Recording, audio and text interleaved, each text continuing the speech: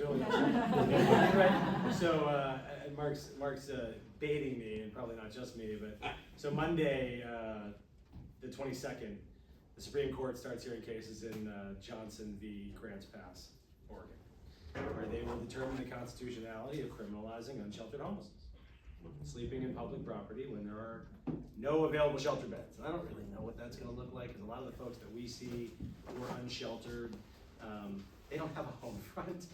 You know, back to the earlier topic, there isn't a home front everywhere. Wish that there were. Maybe we'll have to create something. And we're full, even if. I know, honestly. Right. Like, you know, congregate shelters that suddenly were not suitable during a respiratory pandemic are not suitable for a lot of folks. You know, they don't want to sleep on a bunk in a room full of bunk beds with other folks. And a lot of those experiences are like straight up Stanford prison experiment. Yeah. A quick follow-up. So I was recently in Portland, Oregon, and Right. I was struck by the amount of unhoused people. Yeah. You know, and not because people from here. So I see people in New York City. You know, you see people in New Jersey. It's not something that's so uncommon, but it was just it was so stark just compared to because it's very, very uninhabited in Portland. Like throughout most of the day, I'm not sure what it was, but when I spoke to one of my Uber drivers, they were saying that they had decriminalized a lot of drugs there, and that they felt that, you know, that was in 2020, I guess, and they decriminalized it, so they felt that that had led to, I guess, an issue with more unhouses, and I don't want to speak on that because I'm not educated on it, but I guess I want to know from you what you think about, or from you all, what you think about what they did in Portland, and like what were things that were good or bad, and like how lessons can be learned and applied in New Jersey. It's really deep, and they're actually rolling that all back now, as you probably heard, right? So they're recriminalizing drugs because it really spiked overdose deaths and didn't help.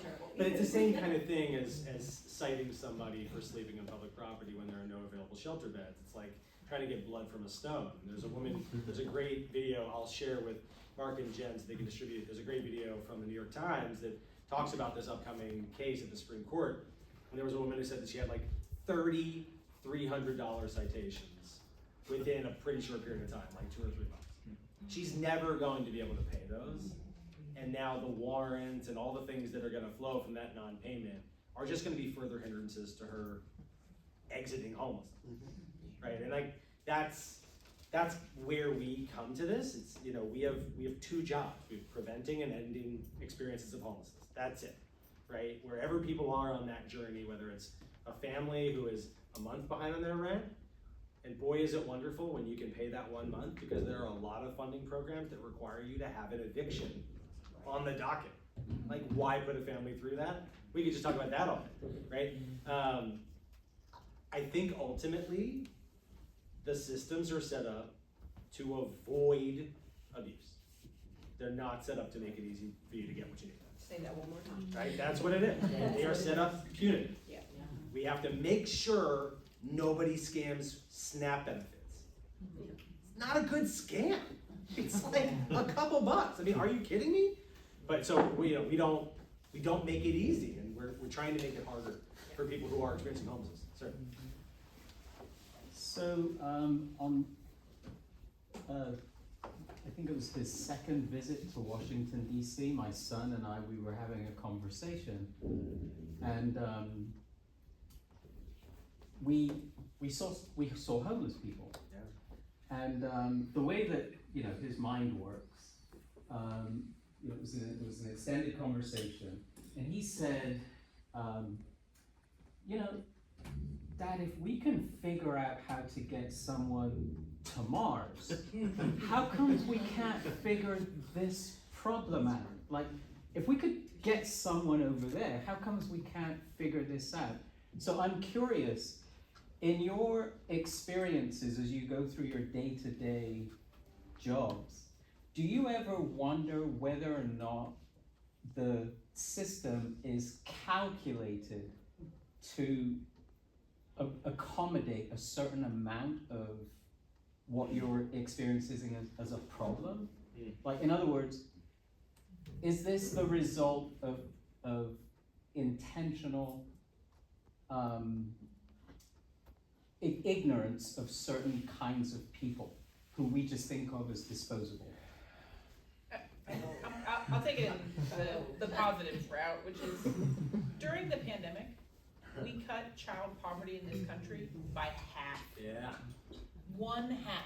Half as many children were experiencing poverty by some arbitrary government definition of poverty because the stimulus checks and all the things that our Congress did during that extraordinary year. That radicalized me a little bit, I'm not gonna lie to you guys, because what you realize in that moment is that it was a policy choice. In that moment, we made a choice to say the best way that we could spend our limited resources, right? I'm a local legislator, I get it, there's only so much to go around, so we have to make decisions among competing priorities. And in that moment, the choice we made was that. So we can make the choice. Right. And, you know, the other thing I wanna just challenge everybody in the room a little bit to think about is, you know, in Mark's setup to this, you know, certainly we can talk seriously about crime and drug use and all these things, but, you know, I work and live in Trenton. I live in Ewing, but very close to Trenton. And, you know, my suburban compatriots will be like, oh, I never go through Trenton, it's not safe. And every one of them I challenge to say, what is making you uncomfortable? Crime or the visibility of poverty in your community?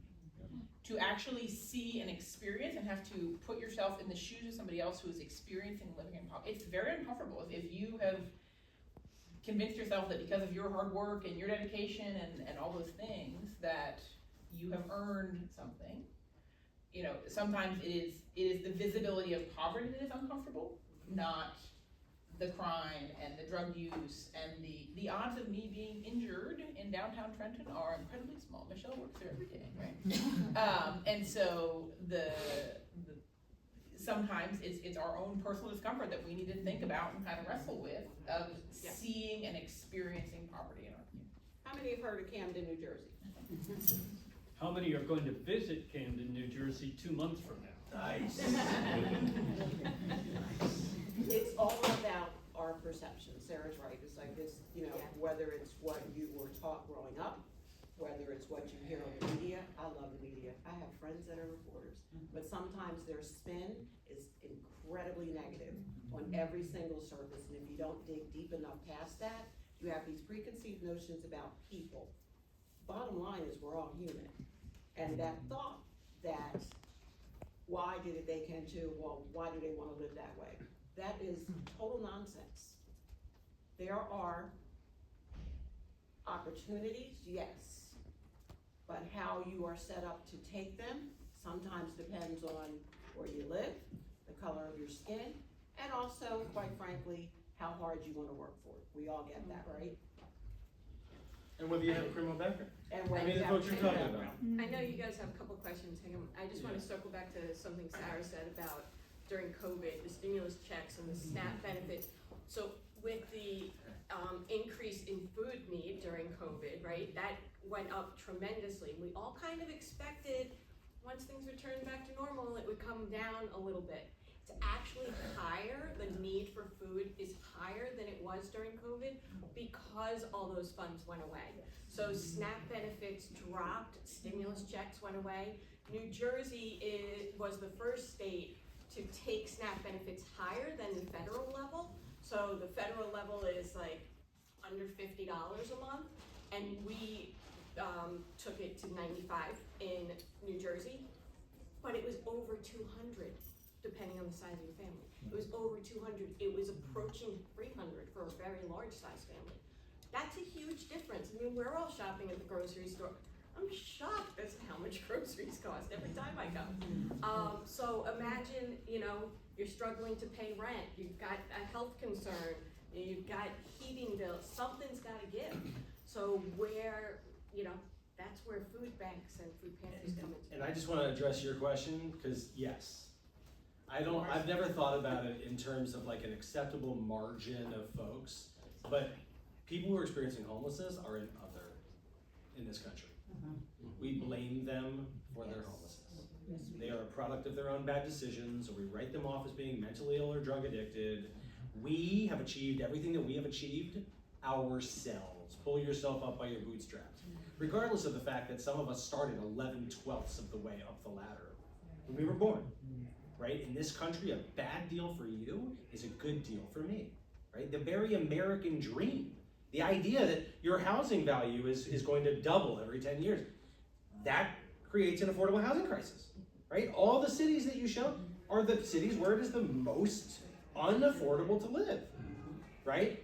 I believe that most of our society has written folks off who are experiencing homelessness. I spent almost 20 years working for the Community Food Bank of New Jersey, and talking about hungry kids was a lot easier, right? Like, you can't tell by looking at them. We should do something. Yes, we should. Okay, cool. Every city, every Cool. community. They're everywhere. Yeah. We should do it. Absolutely, right? Homelessness? People I would don't care. recommend for your son, right, if he's interested in this, we have locally in Markham Town, it's a researcher named Matt Desmond, who's written an amazing book called Jesus. Poverty by America, Yeah. that really challenges this idea. You know, and to make it a little more close to home, right, you all don't need to raise your hands, but we all just did our taxes recently. And I don't know if you realize that the mortgage interest tax deduction is one of the great middle and upper class tax benefits. You know, when you, I do my little like H&R Block on my computer, and I put in what I paid on my mortgage interest, and my amount suddenly is much more in my favor. All of a sudden, I'm like, ooh, look at me earning this, right? It's just, be kind to everyone in the room, myself included, but it's a subsidy program for middle and upper class homeowners that are paying mortgage interest tax. And we can debate the policy merits of it, but I don't know the numbers, billions of dollars in assistance that was determined by our Congress to benefit folks, encourage homeownership, right? Noble ideals, I suppose. But again, it's a policy choice, so that we're subsidizing. I will say this publicly, I don't need the subsidy. I'll be okay, right? If that little change didn't happen in my property tax, but the difference that would make to somebody that Rich's team is talking to on the streets of Newark every day would be tremendous. And so it's interrogating, again, I don't routinely think of myself as somebody who's receiving government benefits. But when I punch that into my income tax at the end of the year, I've got news for you. That's to the tune of several $1,000s in my benefit. And I'm guessing many of yours that you don't think of as welfare, right? We don't give it a dirty name, we give it a lovely name. Oh, the mortgage interest tax sounds so lovely, right? But that's a policy choice we've made, right? And I don't mean to be partisan about it, right? We can have a debate about what is the right investments to make, and I'm here for that discussion, right? Pros, cons, I can see all sides of it, but we are making policy choices, right? We get to these issues and we kind of broke our hands. Well, and to just lean in on the point in time count real quick, like, that's a policy decision. Why is the point in time count the way the point in time count is? In all the numbers that showed up in Newark and Essex County, in Newark, New Jersey, in the 2023 point in time count, there were 99 people who were counted as unsheltered. 99. We are on the streets from 3 p.m. to 11 p.m., 366 days this year, documenting every single encounter, and our number organically generated last year was almost 2,500 unduplicated human beings who experienced unsheltered homelessness in some part of that year. 25x? The number that's going to HUD for important funding decisions? You might even imagine it's written by somebody who wants that number to be small. I mean, I deal all the time with elected officials and legislators who do not want to acknowledge that there is any homelessness in their community. Right. And that if there is, it came from somewhere else. And those of us who are providing services are probably creating magnets for that. All that stuff. It's fun. I know you Yes. said. I just think this, You're good. Keep going. it brought up the pandemic, and I think that's really important. What I work with an organization that's like constituent service, and obviously we know that was a difficult time. What I think is interesting is, I think with everyone on the panel, there was a lot of policy experimentation that happened during the pandemic. You had compassionate release on the prisoner side, as you mentioned, with the food insecurity, which my boss would say is a bureaucratic way of saying people that are hungry, right? So we had the food boxes. I was suddenly getting food boxes to my school, never once received the food box, and had to find ways to donate back, things like that. And then we saw with landlord assistance and different issues with housing and sheltering during the pandemic. I guess my question is how much of the public response, at the time, I think people were shocked how many were on food lines. People seemed generally okay with some of that compassionate release and things like that.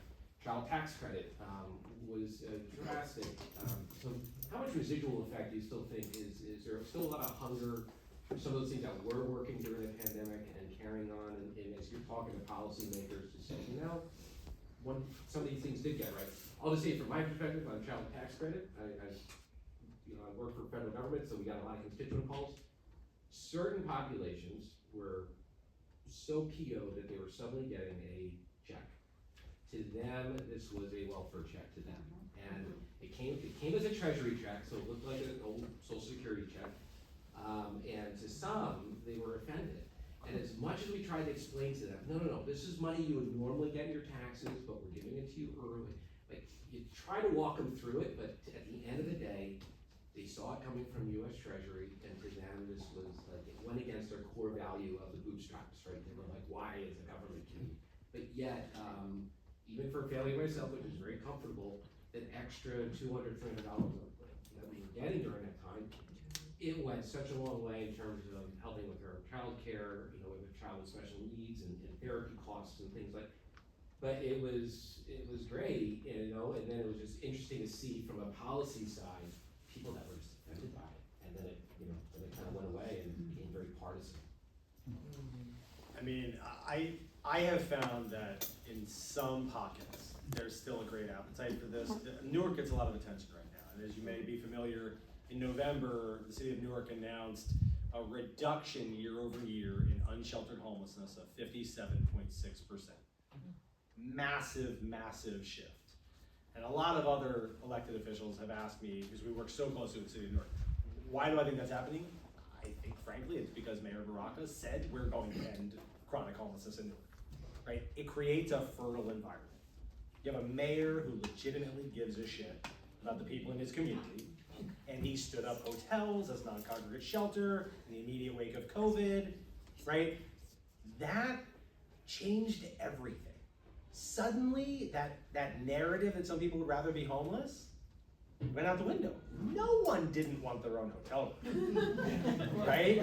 3 meals a day and on-site services. That's the thing though, we got to provide services on-site indefinitely. Yeah. Then there was that realization you couldn't unring that bell. You can't shut this down now. You're gonna have another 375 people back at Newark Penn Station. So we had to start thinking about long-term solutions, right? Lots of more housing vouchers, right? Newark has bucked all the systems in saying for affordable housing, Newarkers get first dibs. I mean, in all the different bureaucratic rules in New Jersey, that's kind of not allowed, but he doesn't care. I'm taking care of my people. I love it. We just honored him at our gala a couple weeks ago. Like, as a provider that's just trying to make shit happen, that kind of a fertile environment is everything. So we partnered, I walked in here on the phone with the homelessness czar of Newark, actual title, right? Like created in the pandemic. That changes everything.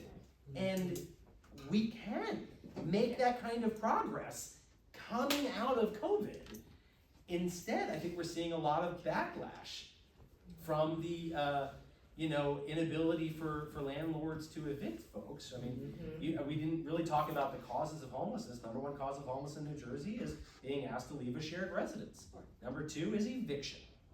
So all that upstream work is critically important, whether you look at it from a humanitarian perspective of you want to avoid that household having to go through that, or a purely pragmatic cost-benefit analysis. It's cheaper to keep people in their homes. And if you have a willingness to do it, just political will. I think that changes everything. Now, in terms of the compassionate release, that got a lot of backlash as well, but you can't have individuals that are sick getting sicker. So think about those senior incarcerated persons that I spoke about. They're 80, they're 90 years old, pretty sure statistically they're not gonna come out and commit more crimes. But the health care that they're provided in prison, no offense if anybody's here is a Rutgers graduate or works for Rutgers Medical, is not what they need. It's not geriatric based, it's not sufficient enough. And the diet in prison is very starch heavy. So health-wise, the amount of money that we're paying to incarcerate a senior citizen, as opposed to if they were home in senior housing, with services wrapped around it, and I wish I had the numbers, I didn't even think about that, question coming up, but look it up. What we're paying for in prison for individuals in 65 and older, I'll say, is ridiculous for what we could be saving in the state if they had the other supports in the community. And on the food side of things, we're very fortunate that Speaker Coughlin loves, hates hunger causes, there we go, loves to support hunger causes, so he is making a difference in the state of New Jersey and making sure that we and all of our partners throughout the state have incredible funding so that we can help our neighbors who need us. And we are also, trying to do the same with the federal government and figure out how to get those dollars higher on things like SNAP. And the conversation is growing, especially since last year when the White House did a conference on hunger and trying to end hunger by 2030, which is a very bold goal. But let's go for reducing hunger by 2030, right? And making a huge difference. Where I wanted to go with this is it's not just about kind of what you were saying in prison with these heavy starchy foods. It's not just about giving canned foods and whatever. We are about providing healthy lifestyles. So it's how can we get more protein? How can we get more produce? 37% of what we distribute now is fresh produce. 76% are foods to encourage. So it might be canned peaches or it might be, canned tuna, but it's healthy foods, right? So that's the direction we're going. I'll get you one sec. And also shared services. We are building healthy pantries, but in that process of building healthy pantries, in Garfield up in Bergen County, right? Bergen County, one of the wealthiest counties in the state. You wouldn't think there's hunger. Well, Garfield has a huge problem. And by the way, there's hunger in every city, town, county. It doesn't matter the economic development of that town. We are hopefully opening in the next few months a food pantry that is in a building with shared services, mental health, physical health, township services, across the parking lot is a Head Start child care program. So all of that coming together because we've got a community that needs all those services in one place. So then there's also referrals. Question in the back. I just want to build off what Renee is saying, so I'm a bit of a ringer here because I'm in the sector. But the New York Times had an op-ed recently about end-stage poverty, and I think what you're saying, Renee, and Sarah touched on it in her presentation, is so important. These one-stop, solutions to what is happening because poverty is complex. And this gentleman talked about he's a doctor, in an urban hospital, and their residents are caseworkers. They're looking up for people, what is their next of kin that they may not have spoken to in 20 years, trying to connect people to resources that are not coming out of, say, like just the medical care system. And they're talking about people making decisions. This patient was faced with an amputation, and they said, listen, I'm going right back out onto the streets. If I'm disabled, if I'm missing a limb, I'm a target, I'm in danger. I don't want to do it. I would rather this infection kill me. And so, I'll make it positive. We all have a chance to be change makers. These organizations are amazing, and you can go to their donate pages right now and be a part of the solution. But I would love to hear organizations how you're approaching this multi-service, just like you said, Renee, and what you're all doing, because it's not just about homelessness, just about food. It's all working together. So it's helping the whole person, right? So this is kind of our first step into it as far as helping the whole person, and we're gonna do a lot of studying and how all this builds off of each other.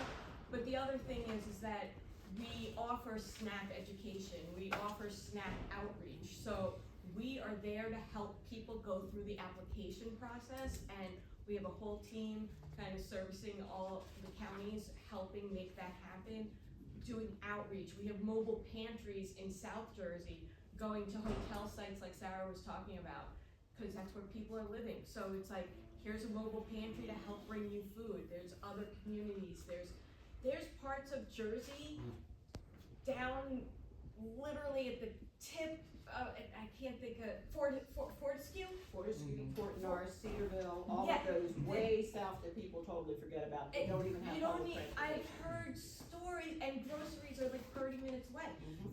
Fortescue, like what we are bringing to that community, and I met the woman that runs the pantry there. It's incredible. They're just in such need, and we've got to get more partners in conjunction with us to go and serve these communities. So we're having those conversations, and we're trying to help people find additional funds to help support their families. As you've heard about, diapers, period supplies, all of those things are not covered. So if you can't afford food, how are you gonna afford those things? And then be able to go to work when you're dealing with keeping your family and yourself healthy. And for the halfway houses, let me be also sorry for that, they don't leave our program unless they have housing. That's my case manager's job, find them housing. They cannot be discharged, even if they're going on parole and they're gonna be on parole supervision. The parole officer, they have to have a standard address. Some of them are burnt bridges with their families. So our job though is to assist them with finding not only housing, but stable housing. Like Sarah, I hate that word affordable housing. It's finding them a We all home. live in affordable housing. Right. Do you? That was before the mortgage rate. We do what we do. But, you know, having that case management services while they're there, so that, you know, they have to work or school, 30% of their income, they have to bank, and from that bank, some of them have more in the bank than I do when they leave, but it's giving them those tools to be teaching them rent smart classes, budgeting classes. All of those things are done while they're in our care, so that hopefully when they go home, they build off of that. And first thing I want them to do is get that home. That's that institutional family wealth that we all strive for with our own kids. Some of them have never had that dream. That's my job. That's my staff's job. And sorry to Yeah. interrupt. I didn't even talk about workforce development. We have two workforce development programs. One's a culinary arts program, the other is a warehouse logistics program. And that's the goal. Get some training into people's hands, give them a career.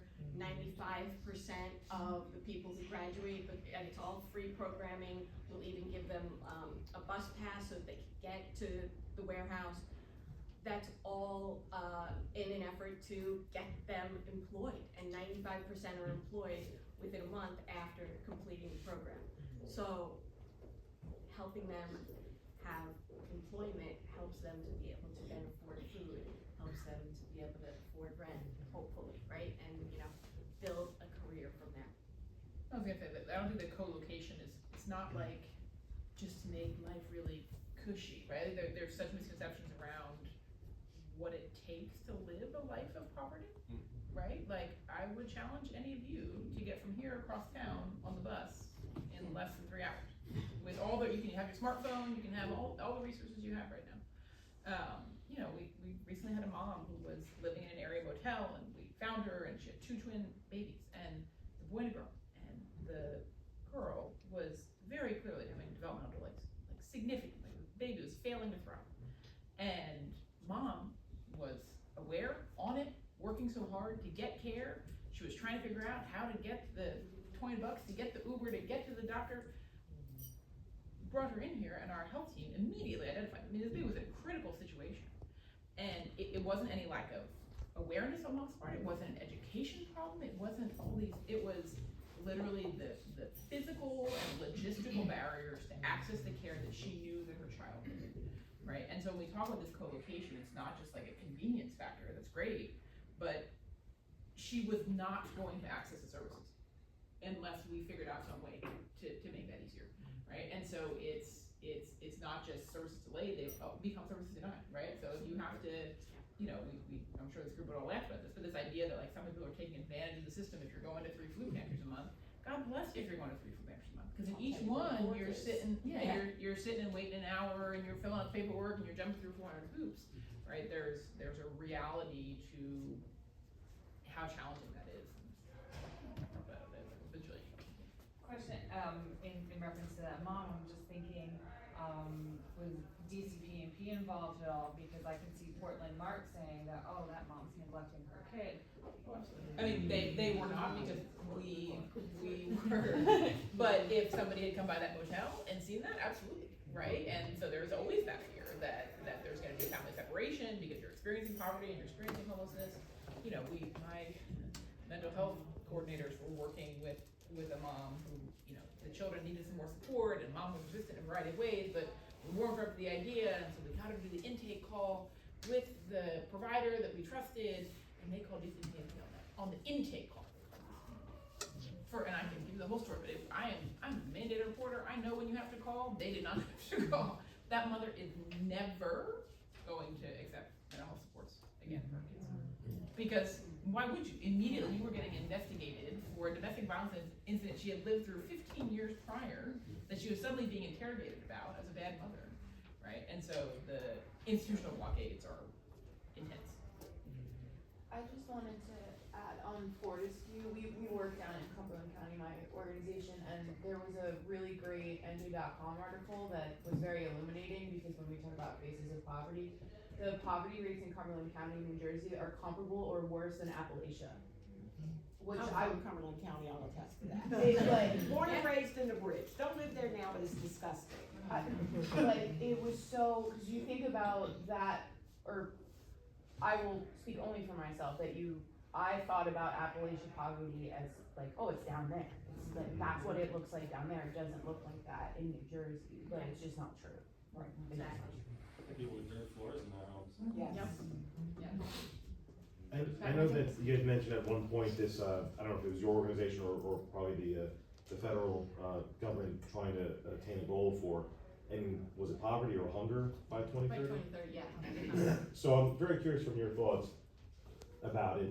Is obviously a lot needs to work in order for that to happen, but are there like big mechanisms? Like, is it establishing, like, what is the biggest mechanism? Is it establishing housing for something like that then? Is it having more jobs available for that to happen? Or is it a requirement of saying, you know, societally, hey, everyone's gotta be able to chip in order to get to that goal to either end poverty or end homelessness? Like, what are your thoughts about that? So I'll address the hunger part. There is enough, and I'm sure everyone knows, there is enough food in this country to feed everyone who needs food. And there's enough food in the Garden State of New Jersey to feed our residents in New Jersey. So there's a new program where we're working with local farmers and minority farmers to have them provide their leftover product to food partners like ourselves, and how can we grow that program and get the fresh Jersey corn and the fresh Jersey tomatoes to our neighbors who need it. So we are in the process of trying to build more local relationships and working very closely with the state government on that. And you know, we're really gonna see that hopefully take off this summer. It's been kind of like a whole year to get us going, and now we're gonna see how that goes this summer. But yeah, there's enough food in this country that no one should be hungry, and that's the objective. So we're a member of Feeding America. Feeding America represents 200 food banks across the country, or there are 200 food bank members. That's what we're all trying to do, is just make sure people have food, because if you have food, you are nourished, you can learn, you can work, you can play sports, like you can have a child that is healthy and thriving and ready to, you know, take on their day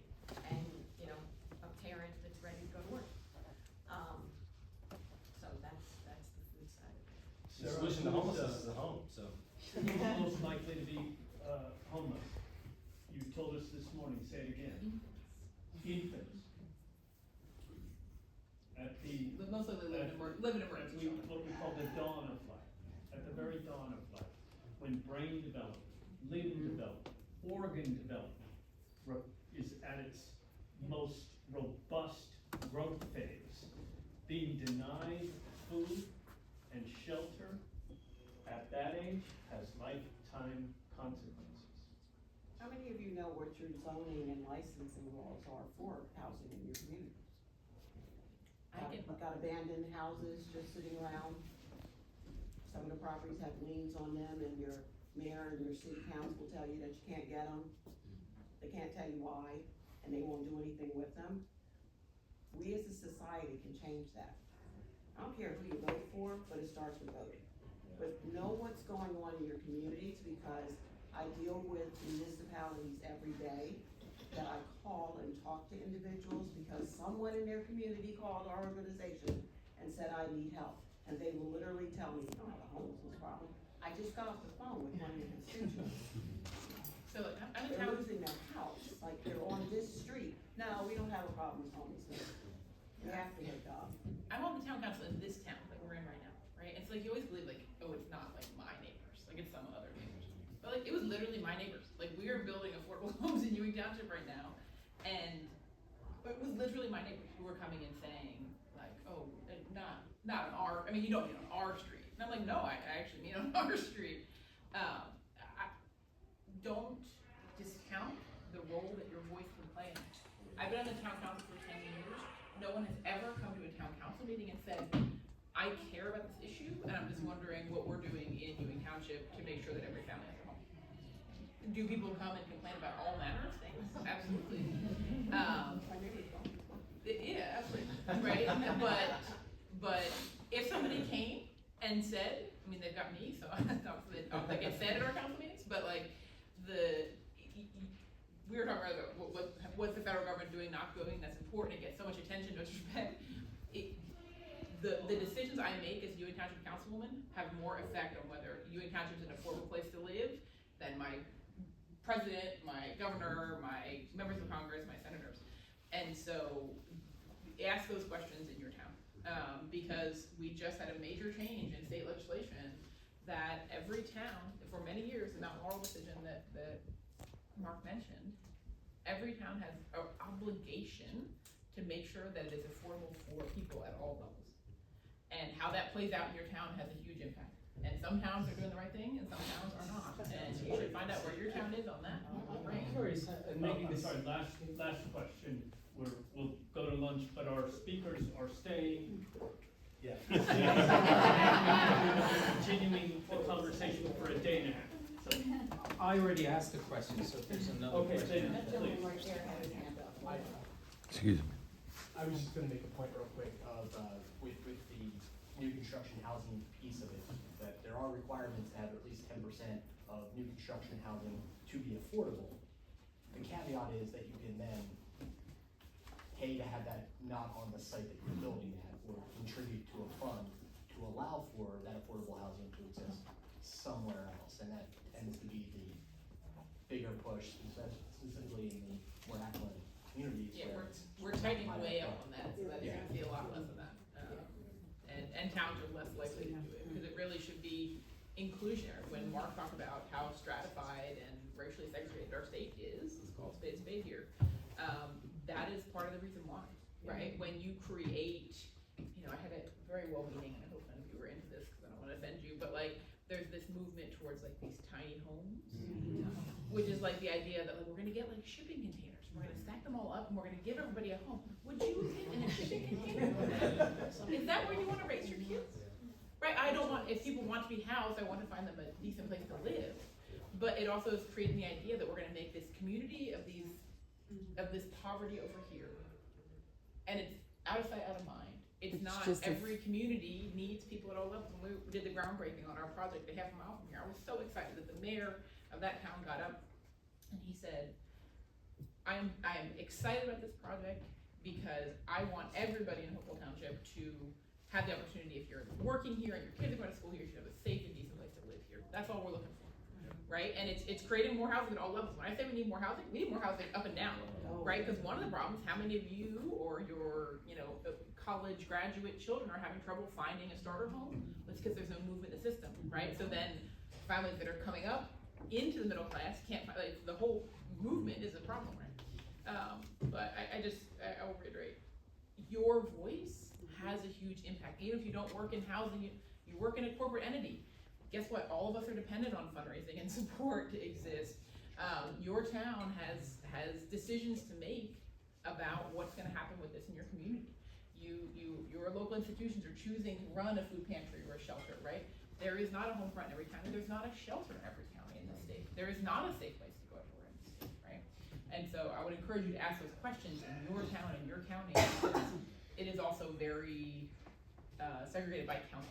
Someone asked me earlier, like, why isn't the home front expanding? Because it's like running a shelter in Cumberland County is like running a shelter in Idaho. Like, it's as different as it possibly could be, right? The rules are different, the funding is different, the whole concept is completely different in every county in the state.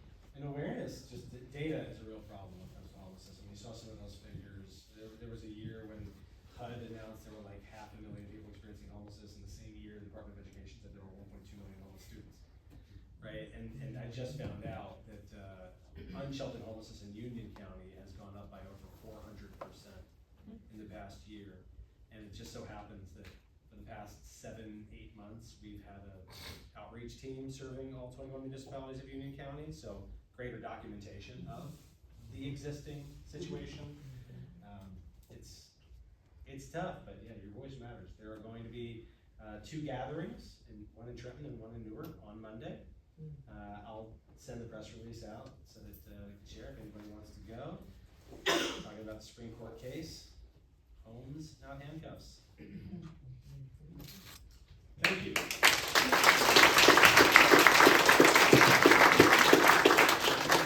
A candid and wide-ranging